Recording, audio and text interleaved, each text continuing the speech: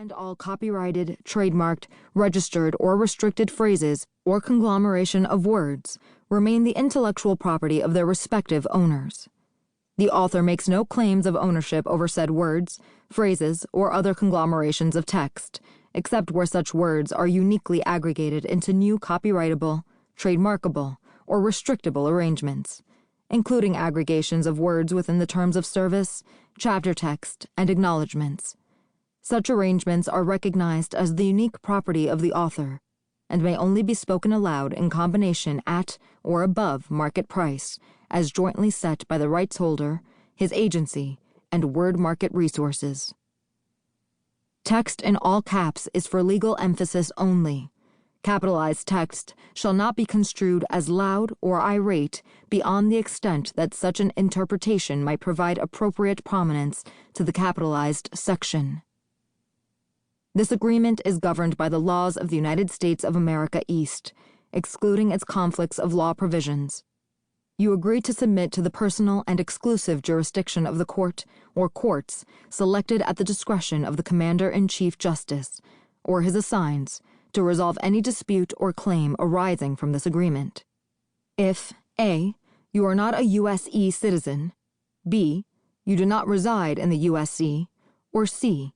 You are not accessing the service from the U.S.C., you hereby agree that any dispute or claim arising from this agreement shall be governed by the applicable law set forth below, without regard to any conflict of law provisions, and you hereby irrevocably abide by all applicable law.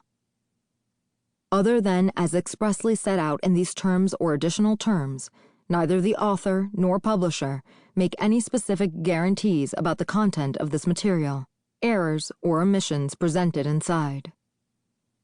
Some jurisdictions provide for certain warranties, such as the implied warranty of merchantability, fitness for a particular purpose, and non-infringement, to the extent permitted by law.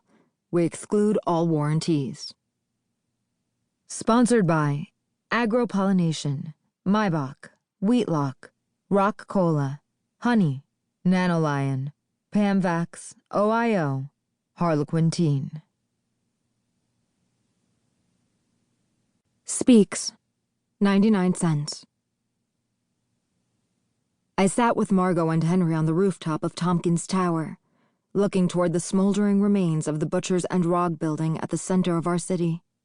The symbol of Silas Rog's power was half melted, the glass exterior shattered by the hot fire of nanolion batteries blazing within.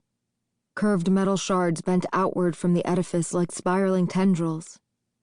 My brother, Sam, would have seen the beauty in it, but as I watched Rog's tower burn, I wondered if I had destroyed the city instead of saving it. The ads that had once assaulted the city from every surface now flickered, silent in the dark, unable to find targets. The Wi-Fi was gone. With it, I had defeated the system that had controlled our lives and demanded we pay for every word we spoke and every gesture we made. We could speak freely now, but I still struggled to find the right words to say. I keep picturing my brother, I said finally, palming away a tear. Sam, when he was like 2 years old, tottering around our little apartment, running and laughing while I chased him. My parents didn't say much, but you could see this light in their eyes. The words spilled out of me, but not like I wanted. They had no eloquence. I wanted it known that Sam had been loved. I wanted him remembered. But Sam was dead. Every recording of him had been erased when I blew up the Wi-Fi hub. Nothing was ever going to fix that. The best I could do was talk about him. A hot pit of misery formed in my stomach. It wasn't enough. It would never be enough.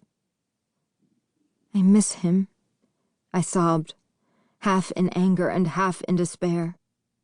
Henry looked at the ground, his eyes welling up. Margot's face softened. She moved closer to comfort me, but I didn't want it, not now. Margot was usually prickly and roguish. Seeing her like this unnerved me. I pushed her away and willed myself not to cry more. Rog warned me, I whispered.